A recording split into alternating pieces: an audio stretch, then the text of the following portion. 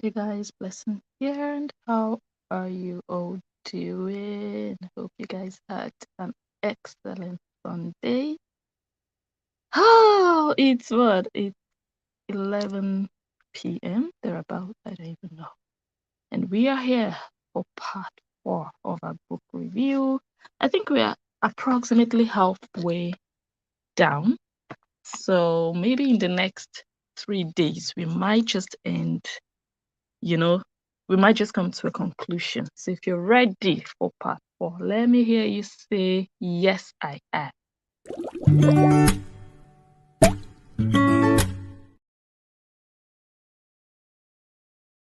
Welcome back. Go ahead, share the video if you're here. Tag your friends, tag your lovers, tag your foes, tag each and every one of them. Let them know that we are getting started. I'm not sure how it's going to go today, but I remember where we stopped yesterday. I don't know if you guys were here. If you're here now and you were here yesterday, say hi in the comments and comment I was here yesterday. Yesterday we stopped at where we were talking about the visa. She was waiting to get her visa and something happened. She was impatient and yeah, one thing led to the other. She slept with another man while her man was waiting for her to get her visa and join him, your newly wedded bride. So the whole relationship, the whole marriage started on DC because when she moved to the US, she didn't tell him what she had done. She just she just started to live life like a new wife, like nothing happened, and they started to have kids. It was after the first baby that she opened up to him, and we're gonna find out how. Oh, hold on.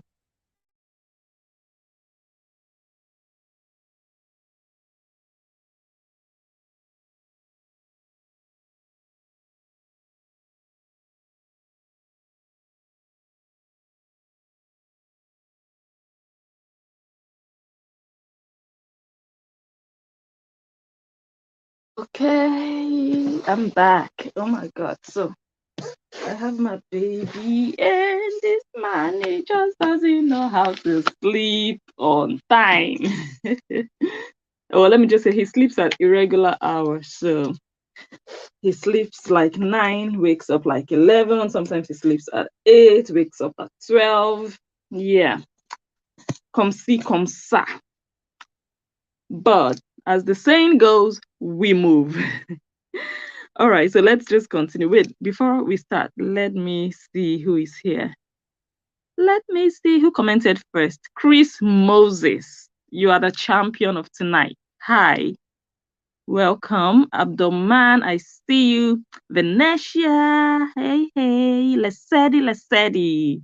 Unique name you've got there. I'm fine. We are fine. The big one is totally passed out in bed because tomorrow is Monday and the baby just has his own routine.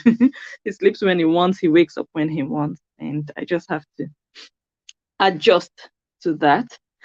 Meg is watching from the US. She was here yesterday. Hi, Meg. Nice to have you again. Jessica was also here yesterday. Princess Mabel, I see you. Abdoman says, how are you? I'm fine. Doing well. Billy was here yesterday. Nita, I think Nita was also here yesterday, right? Nita, Miss Mighty in the building. Good evening. Someone says, so enjoyable listening to you analyzing this book. Oh, that's nice. Thank you for the feedback. Good to hear. Victoria, we just started. You're not so late. Welcome to the stream. We just started. Oh, we're just getting. Oh, that one was a loud one. Where is that pacifier? Oh, someone is protesting. Hmm? Cynthia is also here. Dora, I see you. Sissy Nene Vlog. Welcome. Sweden is in the building. Asta Love kind FD Sundin. Welcome. Pardon me for my pronunciation. Nice to have you all the way from Sweden. Someone says, oh, Anne Prince is finally watching live. Nice, nice, nice. Go ahead and share, everybody. If you're here, just hit that share button. Jocelyn is also here. Hi, Maxine. Good to have you. So many of you are watching from Facebook because I'm also live on YouTube, by the way. Souvenir. Oh, yeah, I saw you already before. Maureen. Oh, Pat from the USA, Oklahoma in the building. Sister Liz. She says, I like this. Thank you for that. Welcome, Sonia. Sonia is also here. Hello, hello, hello. Cynthia, I see you. Maureen, always late. No, you're just right on time, honestly. Hi, Nonye Nonye. No, you're not late. You guys, you're so worried that you're late. You're honestly not late. We just started. Yes, Maxine, thank you for that. Please share. Oh, Cecilia Neff says you guys should share. Oh, is this Turkey? Which country is Anne Prince in? Anne Prince, help me out. I'm not sure if that's Turkey or where is that? Where are you watching from, Anne? Hello, Deborah. Welcome to all of you. Go ahead and share. Oh, thank you, Cynthia. Cynthia just shared. So I want to welcome everybody again, and I want to invite you to continue to share so that we can start properly, so that nobody comes in and says, oh, what did I miss? Okay, so well, we know how we ended the video yesterday. Now, eventually, after all the partying, all the living that life, that living la vida loca, yeah. And I'm just gonna quickly brush on that before we forge ahead. Is she got married when she was not ready to get married. She got married when she had not satisfied herself, her urge, her wants, just to live that life, experience that life. You need to get to that place of, okay, I've seen it, done that, been there. Now I'm ready to settle down. You feel it in your spirit, in your blood, and there's a difference. It really shows, and it tells the quality of marriage you have. If you just get nipped in the bud, eh? You're in the prime of your youth, you're still doing different things, youthful things, enjoying yourself, going out with friends, and you're not satisfied. You feel like there's still more to see, more to experience in the world, and all of a sudden someone just comes and sweeps you off your feet. When you get married, you're just going to be feeling sometimes like, I'm still missing out on something. Like your eyes will still be outside. You'll still be doing things you shouldn't be doing, talking to people you shouldn't be talking to, and you're just not going to be feeling fulfilled. But when you've lived that life, by the time you get married, even when it's happening somewhere, you're not going to regret, like, if only I didn't have kids, I should also be there by now. If only I was not married, if I was single, I could be doing this, could be doing that. You just be, even if you don't complain verbally, like outwardly, you'd still be struggling inwardly with yourself, like, if you agree with me, go ahead and let me know in the comments. So sometimes, yeah, you can marry early. It's not about the age thing. It's just about where you are mentally, where you are in your life. So I just feel like she hadn't experienced the life. She hadn't tasted what she was hungering for before she got married. And that's also why I'm asking, why get married when you got married? I mean, people get engaged and they don't marry the same year. They don't marry immediately. So she should have just taken her time. But maybe she got married to join him in the US, because they were engaged. If they were maybe living in the same country, or they wanted to stay in China, maybe they wouldn't have rushed the marriage. But because they decided it would be better for them to move back to LA for her career, the only way maybe to make that possible was for them to get married. So anyways, She did what she did. Her visa eventually got approved. And then she moved to the US. And when she got to the US, everything, according to her, seems to be perfect. She did her court marriage, and then in less than 6 months, they were homeless. Somewhere in the book, she said Justin was trying really hard to impress his princess or his bride. So maybe he was splurging, he was really spending, just trying to give her the best. So they went broke. Yeah.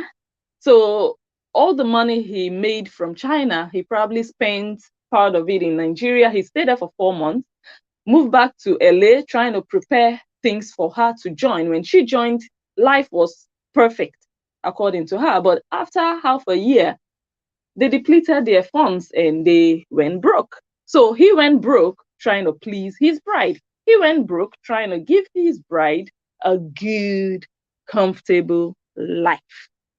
Okay, she wasn't making money, not that I know of.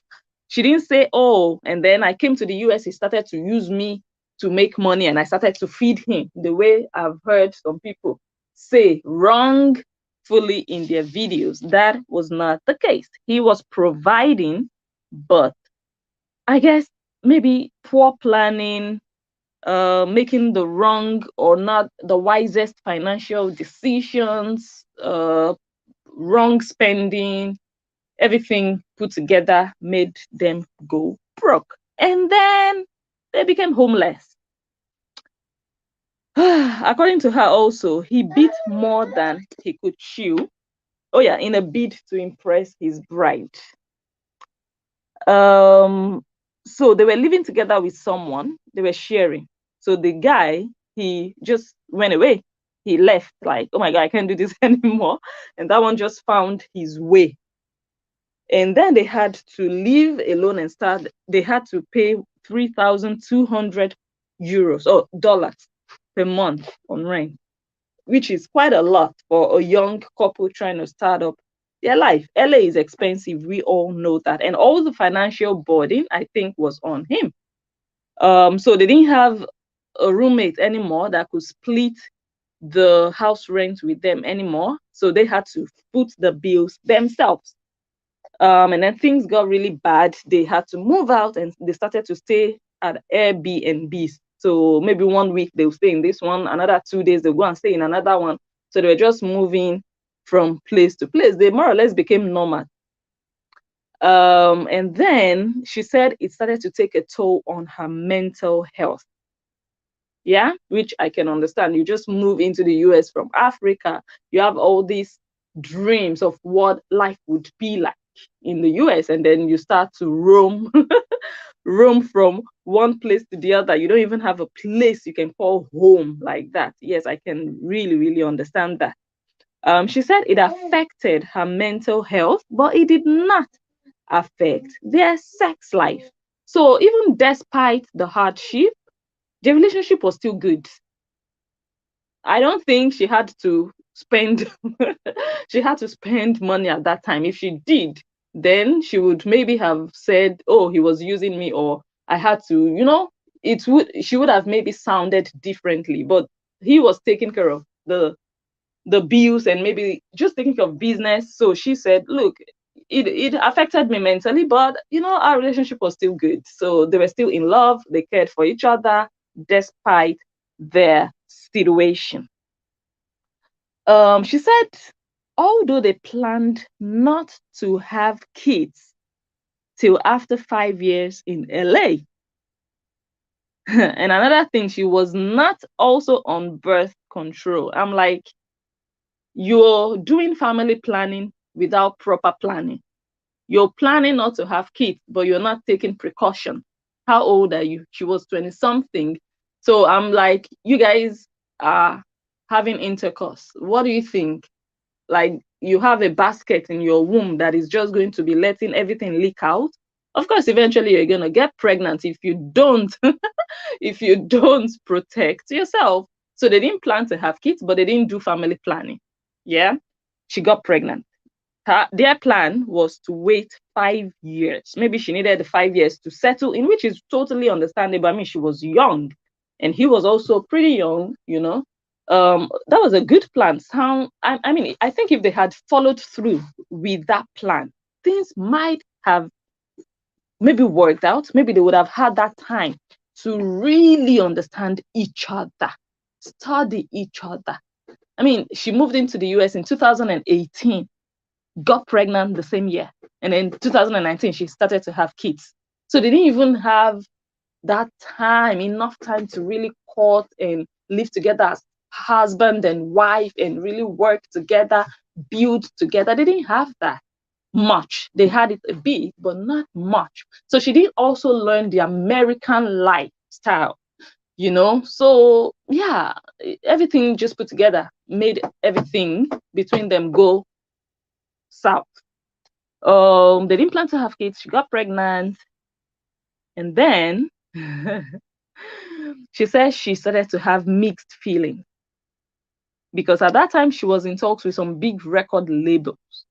So you can imagine what that pregnancy did to her. She would just be looking at her dreams washing away before her very eyes. She was already in talks with a big record label. She didn't mention which one, but we remember that Justin Dean made mention of, oh, she was talking to Snoop Dogg. I don't know if it's the same one, but she got pregnant. So you can imagine how she might have felt about that pregnancy. And if you ask me, my feeling is someone is drumming. My feeling is she might have considered abortion. She didn't put it in the book. She didn't. But I think, you know, because she was young, she was into, I just want to become famous. She came to LA for a reason, and pregnancy was not part of the plan. I think she considered abortion, if I just use my head, my common sense. What else? So she said they had nothing for their daughter, the child that they were expecting, nothing. It was just two young people, you know. But she said she was determined to make life meaningful for her baby. And then she hit the street and she started to hustle on the streets of LA. She said she would go to the Hollywood Walk of Fame and she would strike poses with strangers for tips and donations. So, you know, like all these people, I think what she described was all these people who dress up, you dress like Mickey Mouse, dress up like Catwoman, and you go and stand at the Hollywood Walk of Fame, and you know, tourists and visitors who come there, they will see you. They will see you and they will take pictures with you, you know, and then they will give you a little something. So she was more or less like, you know, those, I don't know how they are called, but you have them a lot in this tourist site. So that's what she was doing. She said the job came with sexual harassment because some guests would touch her inappropriately, but thank God no guest raped her. Not that I saw in the book. So at least, okay, sexual harassment is also not cool. It's not fun. But if you had to choose between that kind of just, you know, touchy harassment and rape, definitely one would choose for that one. So not as bad as where she was coming from. And she said she was making between $100 to $150 a day. So that means she was also, you know, trying to help their relationship financially. He was already like the breadwinner, but she was also willing to support, and that is good. I mean, she was working. So I suspect that the reason she went out there to work was, you know, to also be able to bring extra something in. Despite her condition, she was pregnant at the time. She said every single day Justin would pick her up after work. I don't know. I don't remember if she mentioned Justin was working at the time or not. I suspect he was still working at the time. But every single day he would pick her up from work. So he would pick her from where she went to take pictures with people. You guys go ahead and share the video. If you're just joining, please share the video. So she said that when she started to show, when the pregnancy started to really protrude and come out, she stopped working. And by the time she stopped working, she had already earned like $3,000. So if you're earning $1,000 a day, how many days would it take you to earn 3,000? Do we have math students here? Go ahead and type in the comments. Let me see how many days she worked to be able to earn 3,000. She was earning at least $100 a day. So in 10 days, she would make $1,000 approximately, or minimum. In 20 days, she would make $2,000. In 30 days, she would make $3,000 approximately. So from that calculation, she worked for 1 month. Okay? Okay. We are settled on that one. She worked for 1 month, and in that 1 month, she made $3,000. Yeah. So throughout 2018, she was surviving. Her husband was providing. That's how I'm just going to conclude. Now we're just trying to get facts out of this. She worked for 1 month. Then the 11 remaining months, her husband was providing for her needs. And that was still in 2018, right? Okay. Remember, she went for that talent show in 2019. That So You Think You Can Dance. She said that when the birth was drawing closer, drawing nearer, someone wants to touch my phone. Hey, someone wants to touch my phone. Okay.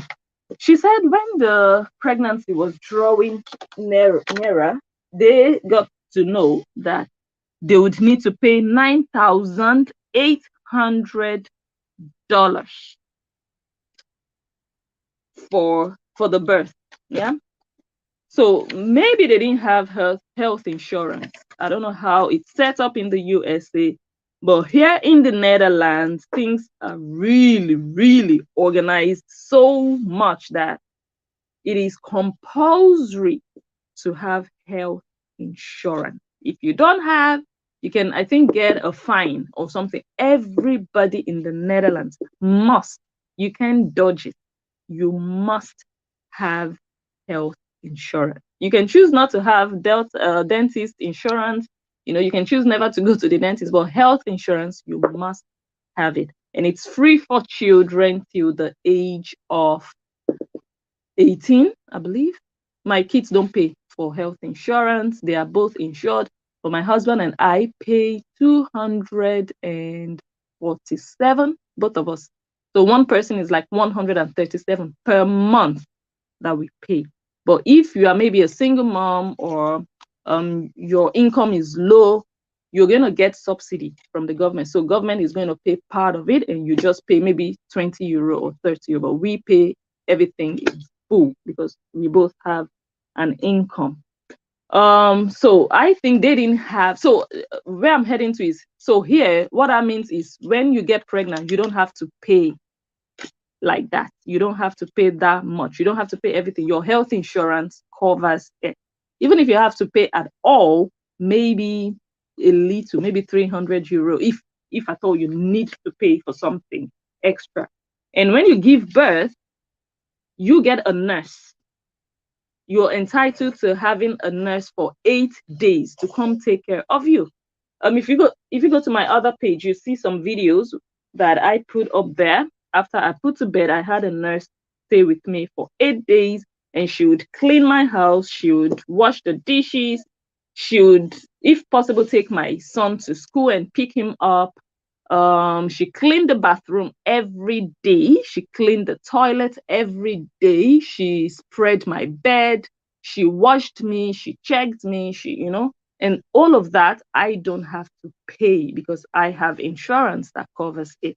So I think it's different. In the US, you just have to pay everything. So everything they had to pay was $9,800, which is a lot of money.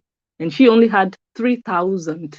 So I guess Justin didn't pay the rest if she paid the 3,000. Okay. Anyway, so she was sleeping on her friend's couch when June was born. June was born and they got a studio apartment, and she said life was great. So somehow they were able to manage when the baby was born, and they got a small, apartment. It was a studio apartment. And life was great. That's how she describes it. She said life was great when June was born. She said Justin's business picked up. So the business started to, go well. And Justin also explained in another video that he changed his business strategy. And then things started to work out in his business because he was sharing, I think, the practice with another guy, and he was in the wrong location and everything. So when he changed his modus operandi, everything started to go well in his business. So she also said it in the book, things started to go really well.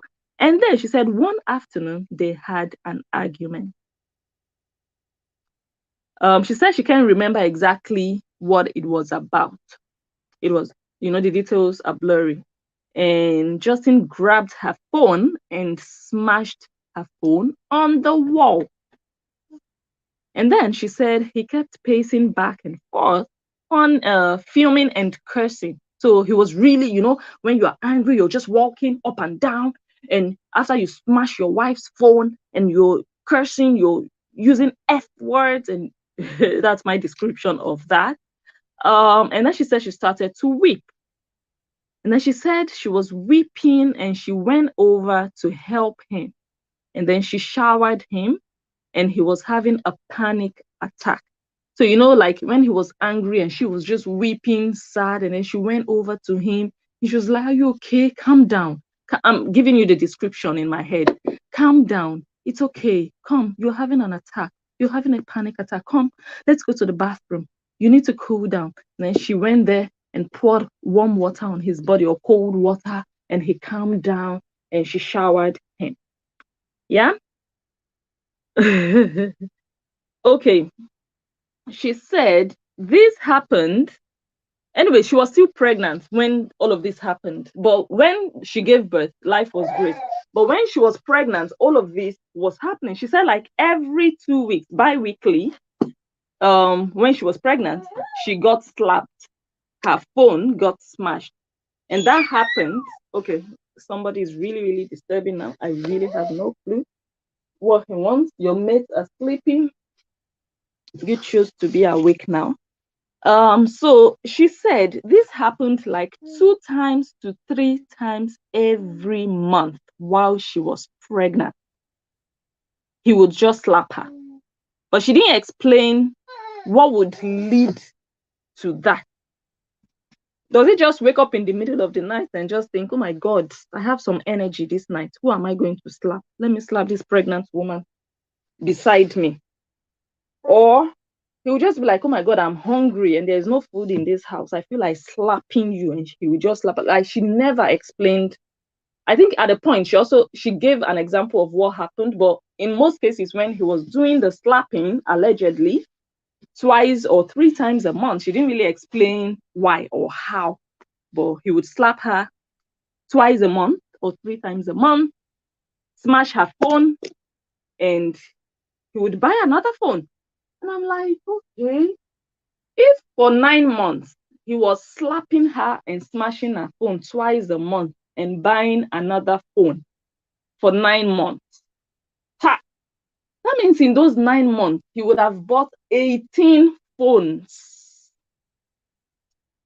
I think the last time the analyst bought a phone was, I think, 3 years ago. Yeah, I think my phone is almost 3 years old now. So imagine someone buying a phone twice or 3 times every month. I don't know the kind of phone, oh. Maybe all these Sagem, all these Motorola old school phones, maybe all this Nokia 3210. I don't know. Or maybe a smartphone. I don't know. But every month he would smash her phone for, throughout her pregnancy. And he would replace the phone. So 18 phones. One thing I'm going to say now, I'm not supposed to say now, I'm supposed to say towards the conclusion of this video is that there are no receipts, no proof of any of this allegation. But I will get to what I think about that. Should I even go into, I think we should just go into that. No, let's not go into that yet. But I'm just going to touch briefly on that. Nancy Ume shouted, there are receipts. There are receipts. I've got receipts.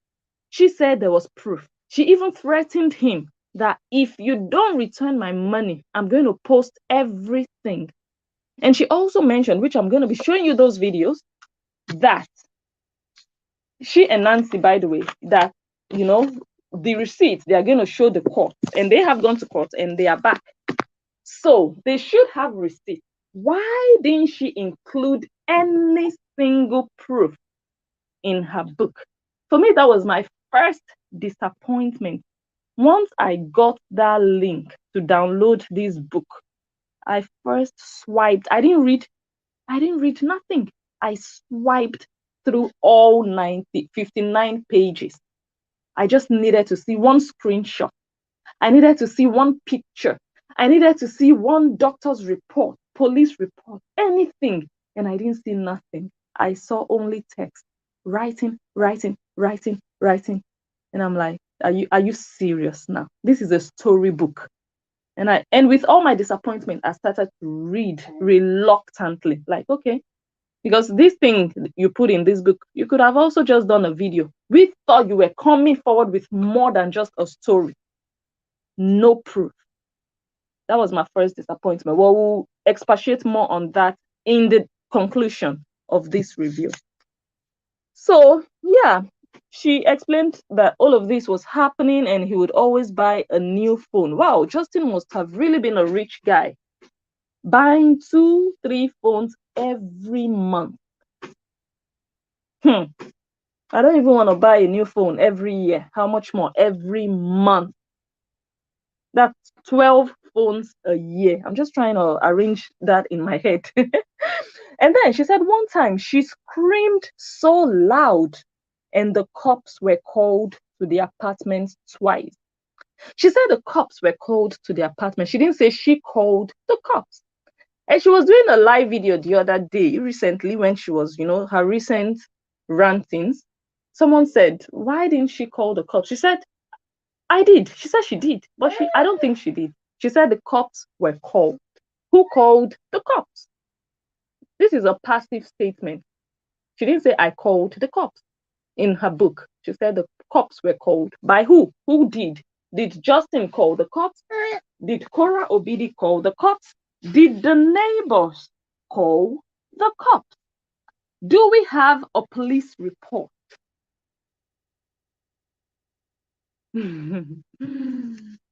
If Cora wanted to win Justin, I was ready.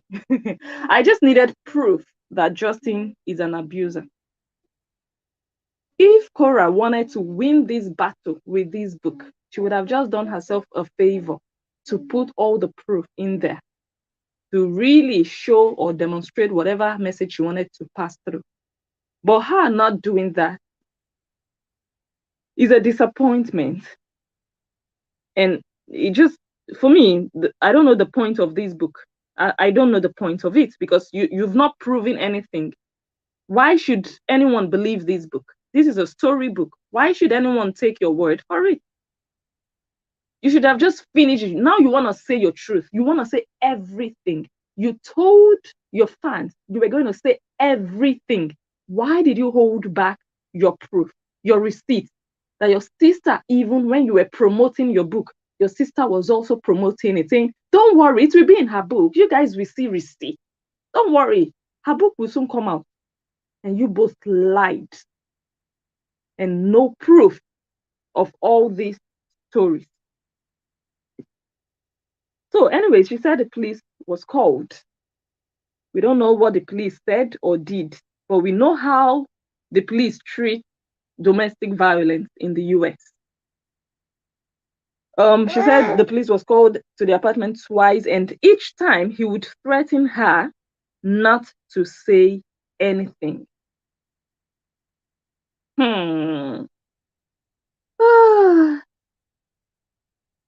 Okay. Which direction should I go? The police would be called. We don't know who called the police. When the police comes, he will say, if you say anything, how did he threaten? In which tone, in which manner, what did he say? We don't know. She didn't tell us in the book, only that he would threaten her not to say anything. That means she didn't make any report. That's what we are hearing now. But she has told us in previous videos that the records are there of, physical abuse. So that means there are no records. She doesn't have proof to that. Because now she's saying he told her not to say anything, and it means she didn't say anything to the police. So no records of abuse, or I don't know. It is well. And then she said one time she made a video for an artist. You guys know she dances, yeah? Like when an artist makes a new song, she can help them influence, like promote the song. They would pay her some money and she would dance. She would make a video and dance to their song. So she made such a video for an artist and he didn't like a part of that video, which can happen. I mean, your husband can say, oh, the video is good, but this particular part of it, maybe you should cut that one out. I don't really like that part. It can happen, right? And then she said he started to scream and yell at her for hours. Oh my God. Is he a bulldog? Is the man a bulldog or is he a man? He's just yelling and screaming for hours, like 2 hours or 3 hours or 4 hours or 5 hours. And what were you doing when he was screaming and yelling? Okay. So somebody would just be screaming, yelling. 5 minutes, 10 minutes, 20 minutes, 30 minutes, 40 minutes. And then for hours. And then he called her a con or whore and smashed the phone right next to June's. Oh, baby. Right next to June's head. So at that time, they had given birth. Allegedly, he threw her phone and the phone almost hit June's head. She said the emotional and physical abuse started to take a toll on her. Okay, are we still following? So in this particular argument, she gave us a reason why that happened. Meaning the guy was not really happy with her display on social media. She wasn't that wife that was on the same page with her husband. Maybe she was stubborn. When the man says, oh, my dear wife, I like this video, but he's not saying don't post the video. He's not saying I don't like the video. She said he didn't like a part. So there was something in that video that he would have maybe liked her to remove, which as a husband, you can say that and you can do that. But she maybe was stubborn about it. She didn't want to remove it. And that caused an argument. Okay. She said during COVID, and many of us know COVID was around 2020, right? June was born in 2019. Okay.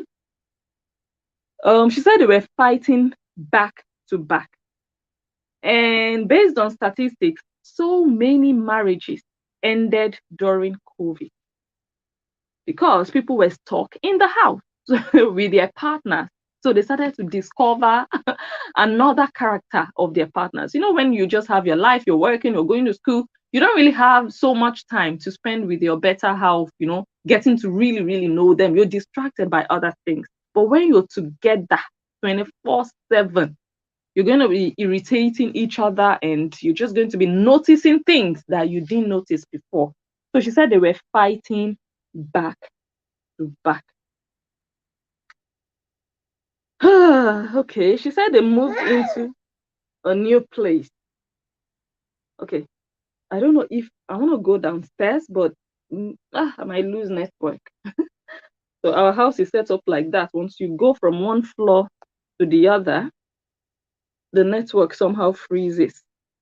So I don't know.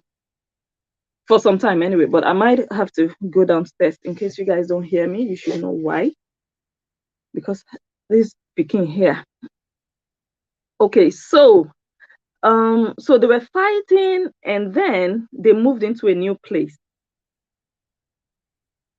Remember, she already had a baby then. This was 2020. They moved into a new place And the abuse continued. He continued to abuse her, allegedly. And he told her that she triggered his actions and that he never screamed at anyone before her. So if he had been dating people before her, he told her allegedly that he never screamed at them, or maybe other friends or other people. But she was the cause of his temperament or anger or behavior. And then he left the house. So she and June were sleeping on the floor because they could not move the bed themselves. So you guys, they were in the process of moving. They had a bed from this story now. They had a bed in the old house. He left the house because they were fighting. So she was forced to sleep on the floor with her baby because the man of the house that was supposed to put things in order left the house. And she said at the time, June was 3 days. Okay, they spent 3 days on the floor. They were sleeping on the floor for 3 days. And then she drove to the other apartment and picked up the mattress. So that means that he left the house for 3 days. He didn't come back home for 3 days. So eventually she got tired of sleeping on the cold floor. Then she picked up the car and she drove to the old place to pick the mattress. So that is still going to bring me back to one of the first videos that I analyzed around March last year, when all of this was happening and hot. I was like, how can you, husband and wife, not have a bed? And I was really, really talking to Justin, like, how can you have a wife and you cannot even give her a bed, a decent bed to sleep on? And even Nancy did a video and she said that she bought furniture for them. And I'm like, this man is a doctor, number one. There were times that their life was really good. He was making money. Why should another person be buying furniture for them? Why were they sleeping on the mattress on the floor? Why? Let me start to play some things to maybe help us understand and answer some of these questions. Let me see quickly if I can find my videos.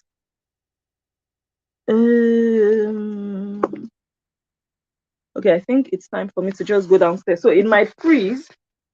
If it does, you guys We know. made it in life. Well, this time Justin paid for this couch because there's no way I was gonna be able to buy him. Because Cora has to buy the cheapest thing possible. I'm cheap, yes, I'm cheap. Leave me alone, let me be cheap. I know how to manage my family's resources. We made it in life. Well, this time Justin paid for this couch because there's no way I was gonna be able to buy him. Because Cora has to buy the cheapest thing possible. I'm cheap, yes, I'm cheap. Leave me alone, let me be cheap. I know how to manage my family's resources. Okay, I'm walking down the stairs. So I'm just going to wait till I get downstairs. Let me see if nothing is going to happen to our network.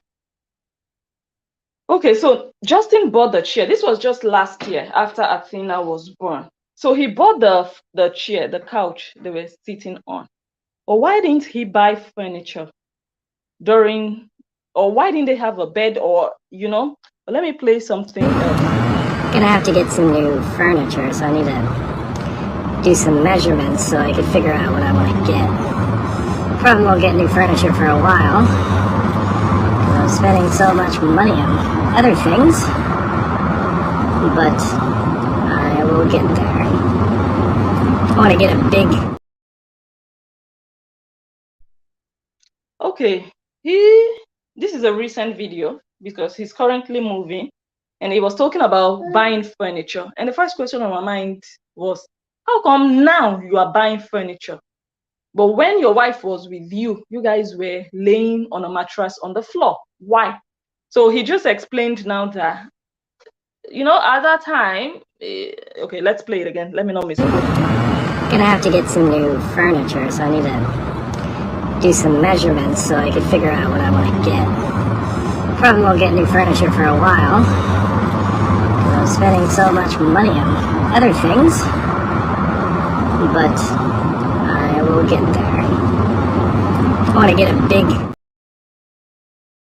Okay, he was spending his money on other things. Like what? I suspect things like student loan. You guys know they said he was owing $250,000, which is quite a lot. So maybe he was shifting his priority. Maybe he was just managing his resources and just, I don't know. But it might be linked to that, especially when you have a time frame within which you have to pay your loan or your debt. Let's see. My husband and I had the most amazing time on vacation. It was work for him. It was a course for him, but it was I'm tired. 2 weeks of classes. 2 weeks of classes, and he came back a better doctor. And then I gotta go work. Because the student loans aren't paying off in sales. Student loans suck. That's right. So they still kept talking about student loans.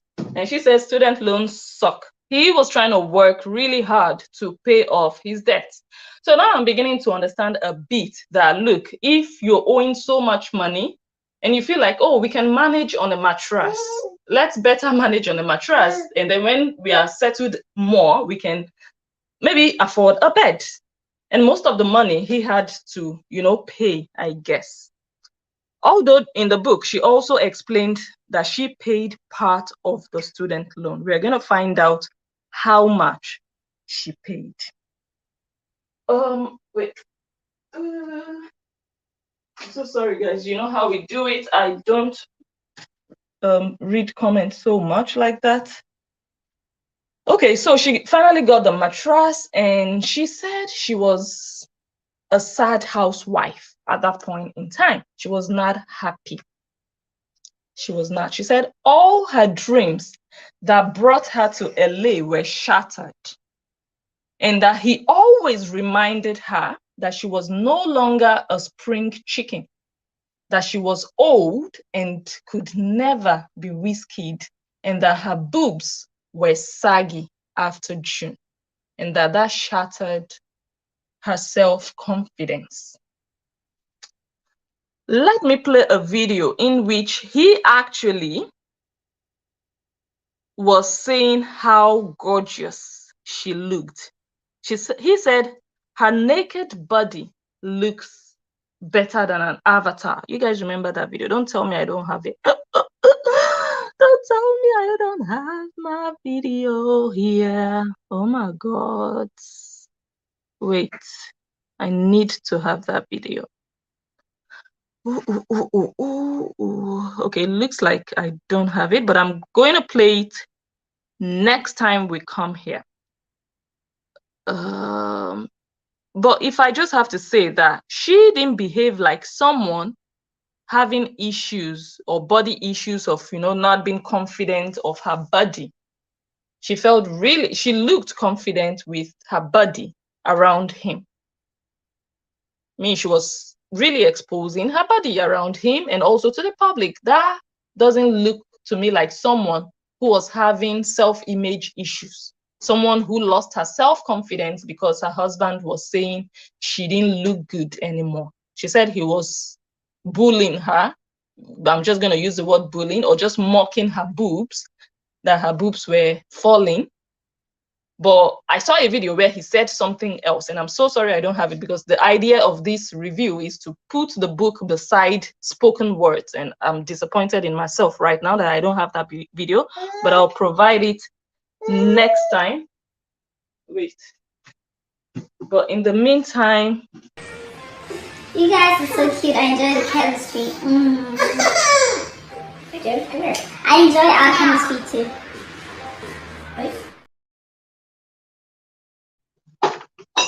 I love our chemistry.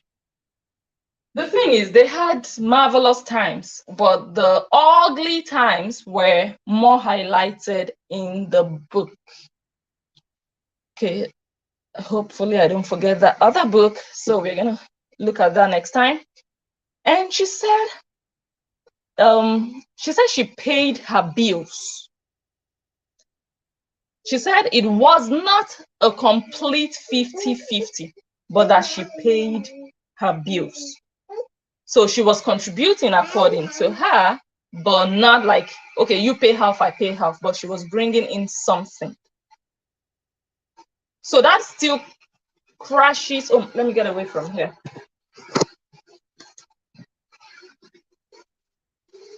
So more or less, that still crashes the narrative of, oh, she was feeding him, he was taking her money, which is not true. I think in the Western world, most women contribute. Most women, if you want to have a good life and you're able to contribute and support the home, you should as a woman. Being a woman doesn't mean you're less than your man in terms of contributing, and just building together with him. You shouldn't be a liability to your husband. You should be a contributor, a supporter. You shouldn't be the breadwinner, in my opinion, as a woman. If your husband can, he should be the breadwinner, but you should be at least a supporter. But if you can be a breadwinner and he can also support, there is nothing bad with that. There is no, how do you say that? No, that you say, okay, this is the structure every family must have. The man must always be the breadwinner. I don't believe in that. Every family structure can be different. I've seen couples that would say, okay, the man, you stay home and take care of the kids while the woman goes to work, and the other way around. So she was contributing something, but it was not 50-50. So she was bringing in a little, which nothing is wrong with. That doesn't mean there is something wrong with him. He was the one paying the lion size of their bills. I worked till I was 8 months pregnant. Just last year, I worked till I was 8 months pregnant. So it's really normal in this part of the world for a woman to bring in something if you're ambitious, if you want to do so. And she said she was managing to live on their $600 a month. I think she had to live on $600 a month, like the food, the grocery shopping, and all of that. I don't know if that's a lot. I think it's not a lot if you're living in LA. I don't think it's really a lot. We don't live in LA, but I know what we spend on feeding alone. So I don't think 600 is a lot, but she said she could manage around that. And then he came back home at midnight on a certain day, and then he left again at 6 a.m. Or regularly, he would come back at midnight and he would leave at 6 a.m. So he was really working hard. He was a hustler. He was a hustler. So every day he would work like 12 hours. So he was really trying to fend and just provide for his family. Let me see if I can.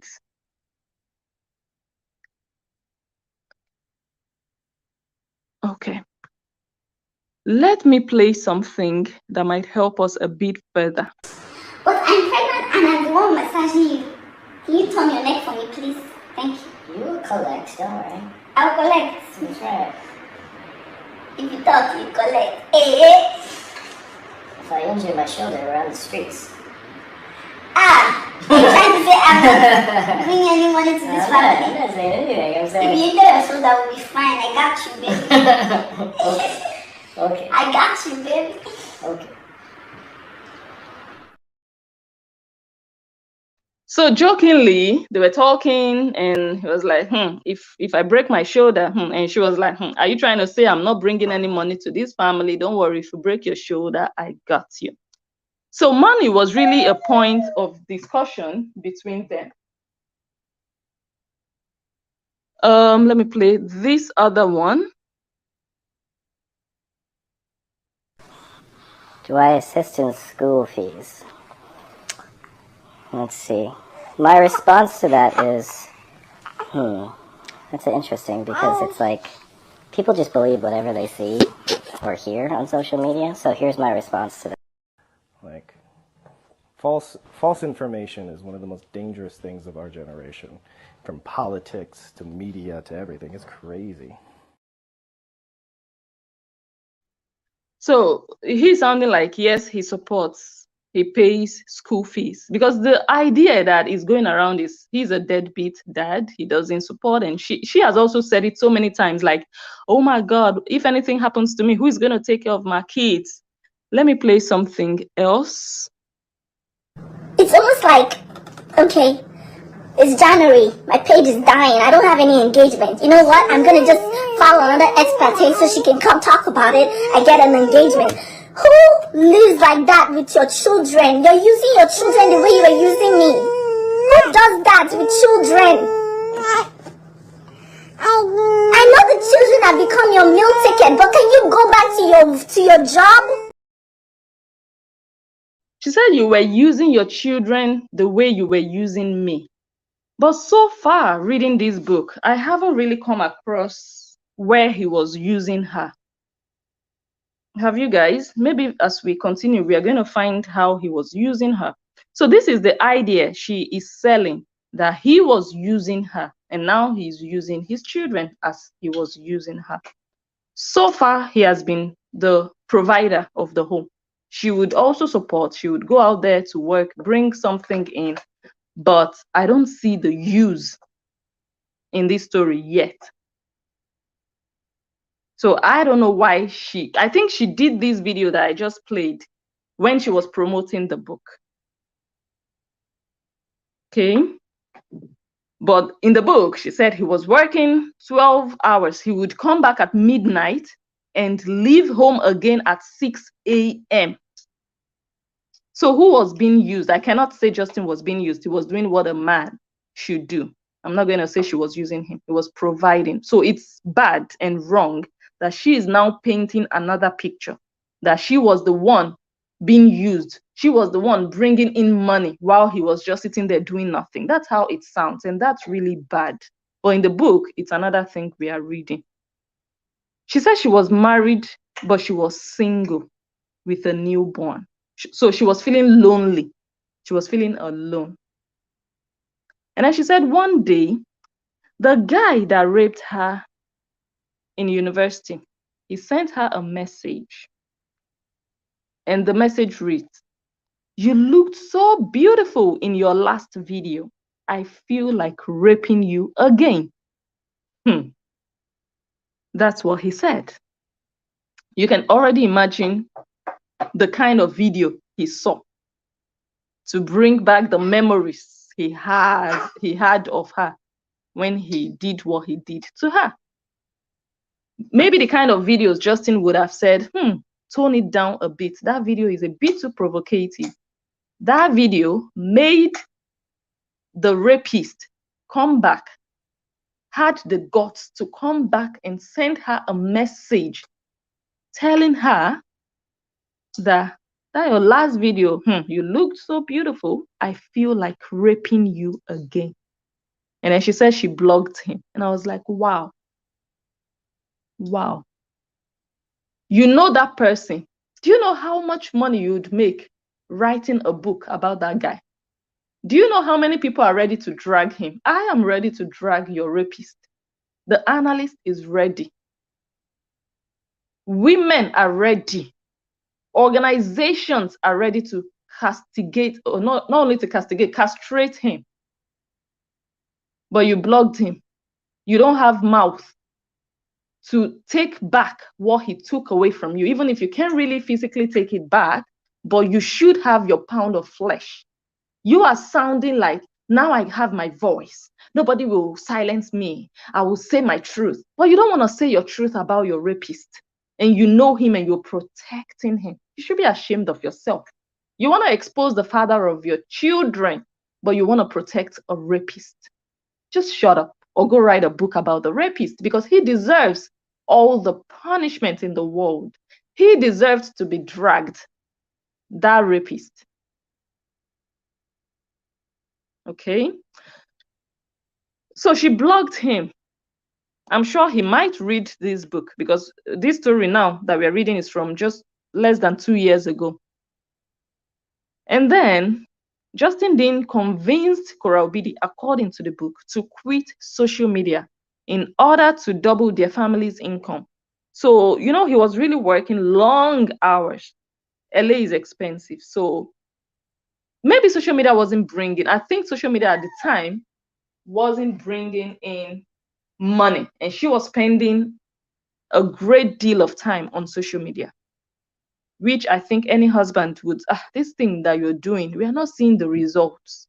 Why don't you quit it or reduce it? In this case, she said he told her to quit and see if, you know, you can do something else that would increase our income.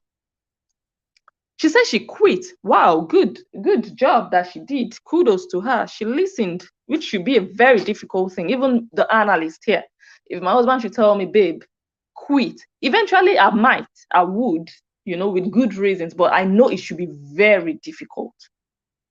And I know it must have been very difficult for her. So really kudos to her that she quit, you know, social media because he said so. And then she said after she quit, she had a mental breakdown. Hey, that means she's addicted. She cannot live without social media. She had a mental breakdown and she started to talk to herself. In other words, she lost her mind. She started to talk to herself, started to talk like you're just talking. You know, like in Africa, when your madness wants to start, it doesn't just start. Okay, some people just run mad and they just get naked. They tear their clothes and run mad. Some people, they're just talking, just walking on the street, just talking, complaining, talking, not talking to anybody, just talking to themselves, just walking around, talking. So hers kind of like started like that. She started talking, just talking, saying things. She was talking about her past trauma. And then she said Justin Dean came back home and he did not notice her state of mind. And this continued for 2 days. She quit social media, but she was losing her mind. But he didn't notice, according to the story. So he would come back very late, leave home very early, and he didn't notice that there was something wrong with his wife in the 6 hours that he was home in the middle of the night. She said their marriage was online bliss, but shambles in real life. So their marriage was a mess in real life, but online they were the cutest, most adorable interracial couple. Everyone wanted to be like them on social media. But deep inside their house, it was just nonsense of a marriage, according to her. So if you really look at the story, it looks like things started to really, really get bad after they gave birth to their first baby. Because in the beginning, even if they didn't have much, their life was still great. They still had a great sex life. They were still managing, she was also still trying to go out to work and contribute. But once the baby came, from the way I'm understanding things started to really, really go the other direction.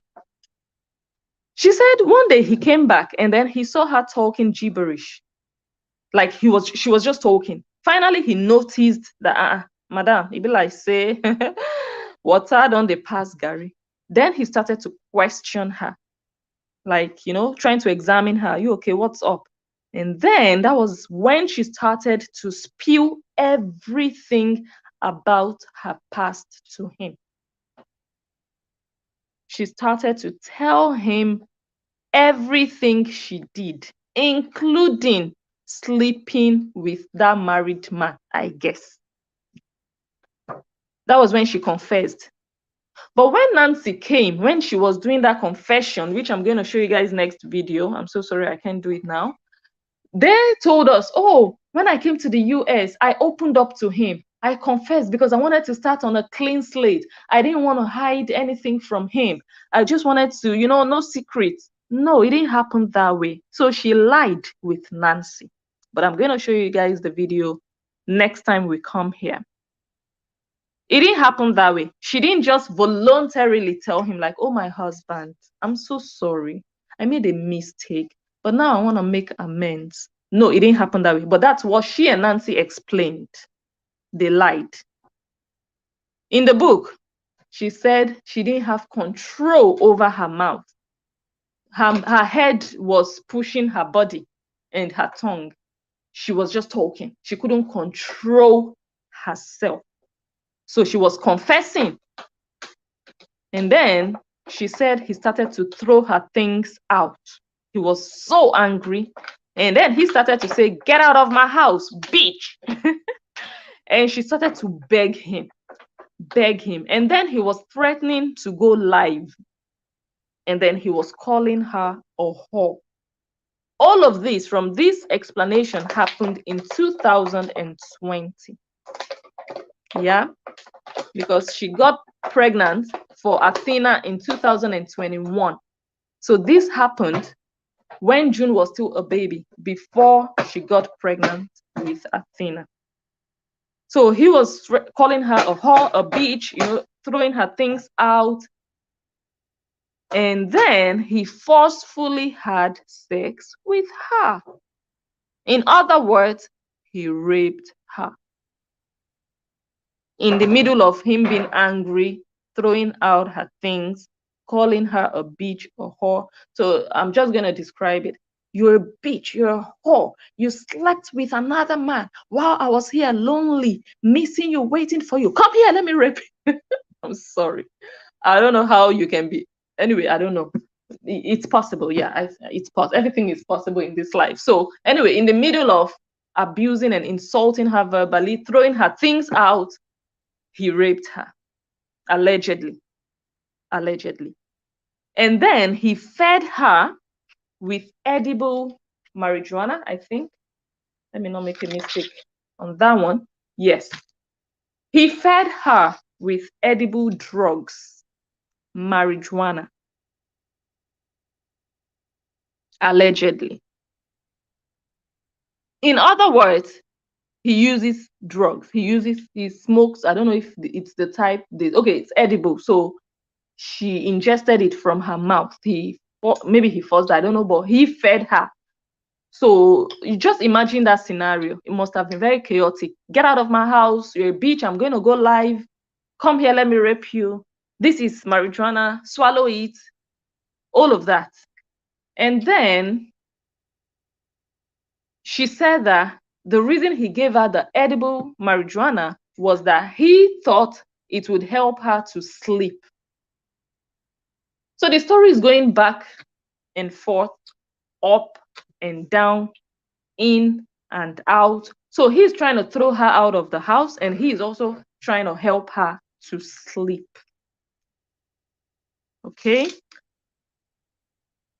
Okay.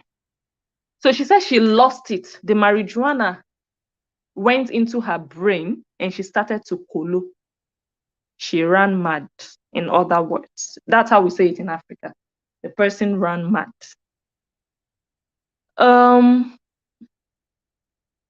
She said it was so bad that she started to talk to a dog. I don't know where she saw the dog.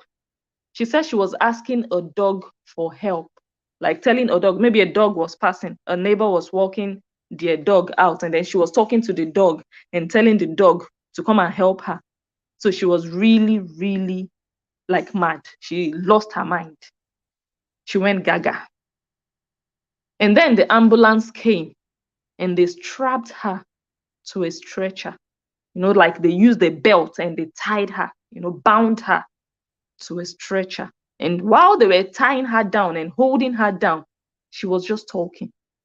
She was talking, screaming, singing. Like when your head is no longer correct, all the things you do.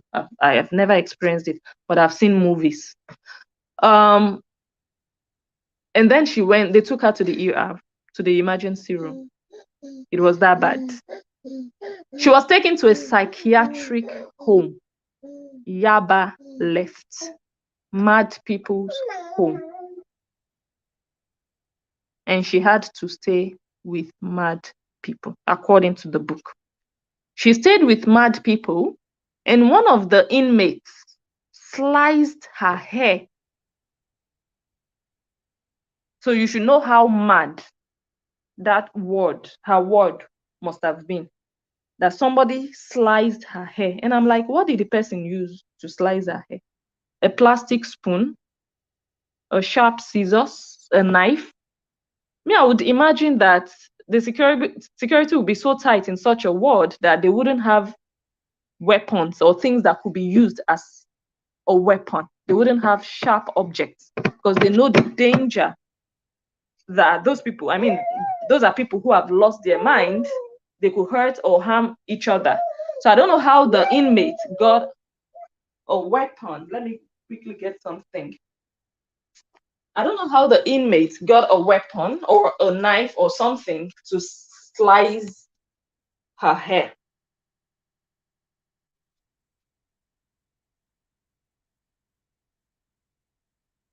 Oh my God.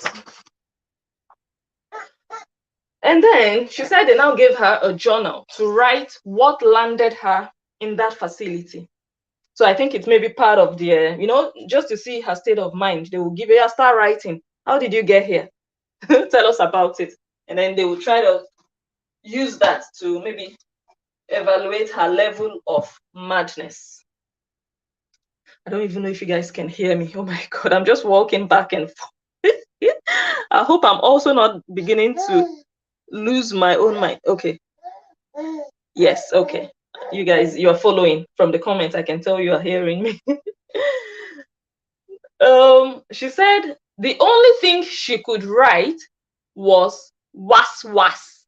I think this is the first time ever the analyst would say was was. I don't know if I've ever said was was, but it sounds good. She said the only thing she could write in her I don't know where she was was.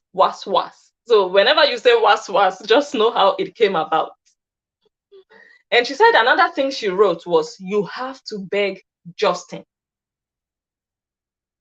Okay, I'm gonna get water. Oh my God. Was, you have to beg Justin.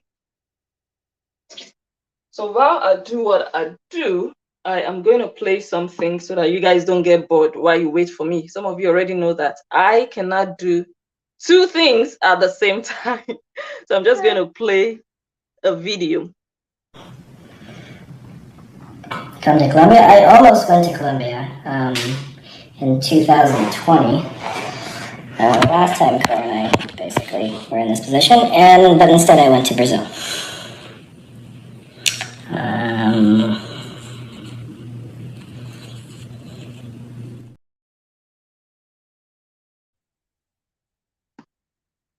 He went to Brazil in 2020 when all of this happened.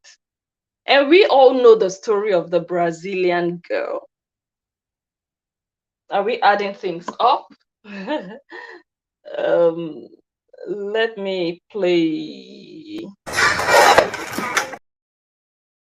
So what I'm going to play now, really, we are not there yet. I'm just playing it to pass time so that you guys are not waiting for me.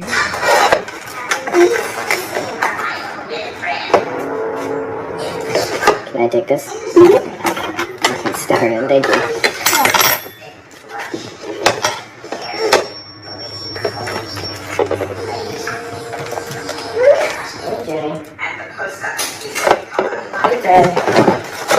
Thank you so much for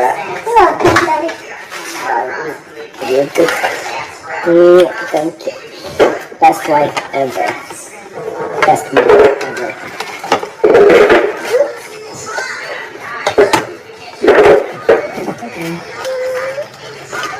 Time to eat, yes?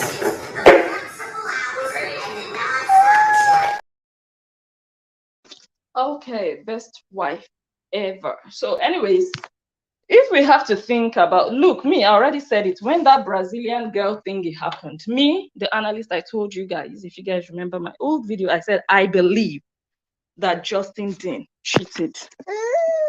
Yes, babe, we are here. We are ready. And I still stand by that. I think that he cheated with the Brazilian girl. And all of that looks like happened during the time that she confessed. So they were having a tough time in their relationship. Okay.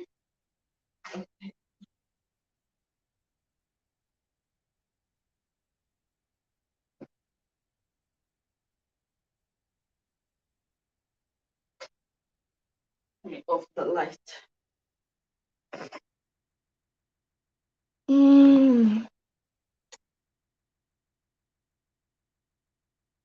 Okay. She said she was brainwashed and she put her life into the hands of a sick man who enjoyed torturing her to feel alive. So this is where she started like to actively paint Justin the way she wanted him to be painted. And I'm like, where is the torture here now? Where is the torture? Okay, she said he raped him. She gave him edible drugs to help her sleep. And then she ran mad and he called the ambulance. And now she said he was a sick man who enjoyed torturing her to feel alive. She said she was discharged after 2 days and the diagnosis was THC overdose. So according to Korobidi, after evaluation, they said that thing you ate, the thing that Justin gave you, you had an overdose of it, and that's what went into your head, allegedly. Why didn't Korobidi include proof of that? She has it. She said she has it. She has the report. She said during the divorce, she was able to contact the clinic to get the report. But according to Justin, she was suffering from bipolar, whatever, and other things. Why didn't she include stuff like this? Just to show that, you guys, I am telling my side of the story. Here is the truth. Here is proof. He said I'm mad. He said I'm bipolar. He said I'm a narcissist. He said I'm this, but I am not. Here is the doctor's report. That is what this book should have been about. That is what was promised. But we didn't get that, unfortunately. So how should we believe now that? So now it is still your word against Justin's word. It's still a battle between both of you. You didn't prove anything with this book. You didn't bring any truth out. When I say that, be careful what I mean. What I mean is she still told her side. We wanted to hear the truth. And you come up with truth through showing fact or proof or whatever evidence you think you have. But now you just came and told your side, which you have also told on video. So what's the difference with writing this book? Which mission did you accomplish with writing this book? How does this book vindicate you? It doesn't, in my opinion. It does not vindicate you. It doesn't show that he was the villain and you were the victim. It does not, because this is your story and it doesn't have to be the truth. It doesn't have to be fact. When we are going to say, okay, truly Justin was the monster, is when I, the analyst, when I see proof, doctor's report, police report, and all other things. As long as you don't show that, you're just writing a story. It might be true, I don't know, but I cannot conclude that it's true just because it was written in a book. If he had to write his own book, he might also have his side to the story. I am also going to say the same thing. That is your side, Justin. It doesn't have to be the truth. If you want to really go a step higher to show that this is the truth, you show proof. You show proof. So for me, it's just a bit of a waste of time. Well, for her, it wasn't really a waste of time because she made money writing this book. But for me, it was just, okay. So what did you achieve with this book now? What? What? So anyways, he told her that she was crazy and she acted crazy to his delight. Let me rephrase that. She said he, or rather, she said he said that she is crazy. So he liked crazy Cora. So she was also acting crazy to his delight, to make him happy. And he told her, according to the book, that it was normal to be crazy and that many American entertainers were crazy. That's what he told her, according to the book. So she was also acting crazy. Are you guys following? And then she said that Justin Dean told her and promised her that he would take care of her. And that Justin hid her hospital report from her. So the report or the diagnosis from the evaluation, her mental evaluation, he was hiding it from her, according to the book. So she didn't even know what she had. Justin told her that, oh, someone told me you have bipolar disorder or whatever, but she never saw the report, according to her. She said, but recently she called the hospital for many reports just to have them in case no one believed her. Now that people still don't believe your book, when are you going to show people? You already have the report. What is the need of having the report when you can use it to vindicate yourself? Why not show what you have to really show your innocence, to really show that you were a victim, his victim? What's the need of all of this? What's the point in all of this? Are you guys following what I'm saying? We are going to round off very soon.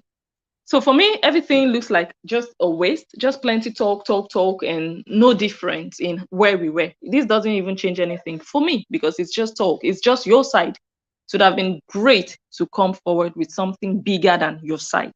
Proof to shut everyone up. And you might just really get so many people to say, wow, this girl, you really suffered. But now the videos we have seen, we didn't see much suffering in the videos, but well, most of it was make believe, but you didn't also show proof, unfortunately. So anyway, she said she got the reports from the hospital just to have them in case no one believed her. So what do the reports say? The reports that she got. She said after being discharged, on arriving home, Justin told her that CPS were parked outside and they could take June if she left the house. So it's just a bit confusing. You guys know June was born and then she lost her mind. She went in and then she came back home and he told her CPS. So why was CPS? Is it normal when you lose your mind, you have a husband that can take care of your kids? Is it normal that CPS would still be involved? If you guys have experience on that, go ahead and share with us. So allegedly, Justin told her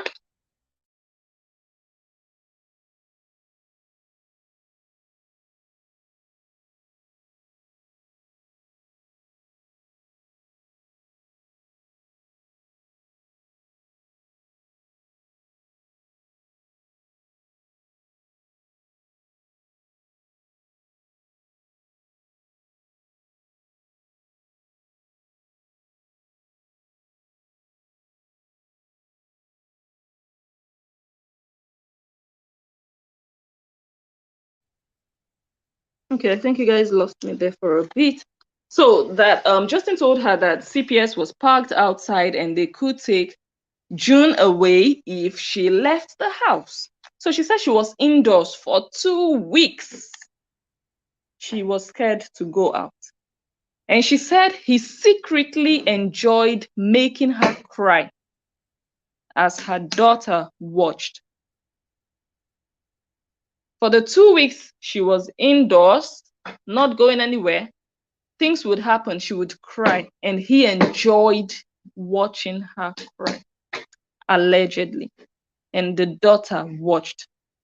So that already paints a picture of a monster, the man that would just be happy to see the wife cry. That would just give him joy, and their baby would be there watching. Okay. And then the book says that he tried to pin bipolar diagnosis on her. Is she now saying that the reports she got from the hospital didn't have anything bipolar on it, on them? He tried to pin it, but what do the reports say? The report said THC overdose. Why can't you just show something? Oh, Jesus. Anyways, I think we're going to leave it here. We're going to continue next time. And when we continue, we're going to look at when they went to a party. So you can just see their relationship was going up and down. One day they are happy, the next day they are fighting, the third day they are breaking phones, the fourth day they are going to a party. So we're going to see them go to a party. He got drunk, he pushed her, she fell, he told her to suck all the dicks of all the men. We are going to look at what happened at that party. And of course, I'm going to show you guys those videos that I didn't have today. I'll show you guys tomorrow to make the story complete. Oh my God. Okay, we have 4 more minutes to go.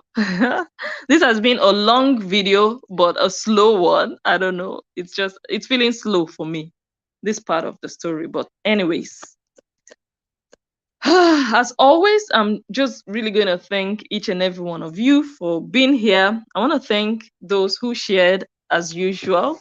There are people who just always share. I thank you for doing so. Thank you to my subscribers. Just look forward to part 5. We are coming with part 5. Let me know what you think about everything we've discussed in this video. And yes, so tomorrow I don't know if it's gonna be tomorrow, but maybe on Wednesday. It might be Tuesday or Wednesday because I might have something to do tomorrow. But I'm gonna see how things go. If I'm able to come, I'll come tomorrow and show you guys the videos that we missed today. So I want to thank everybody for watching. Drop your feedback. Let me know what you think about this story, about this book review. We haven't gotten to the end of it. We are still going to finalize and conclude. I already gave the book a certain number of stars, and I'm going to tell you guys how many stars I gave, and I'm going to show you guys the screenshot of that. Have a good night, have a good morning, have a good afternoon. I remain blessed and Njoh the Analyst, and I will catch you all on my next one.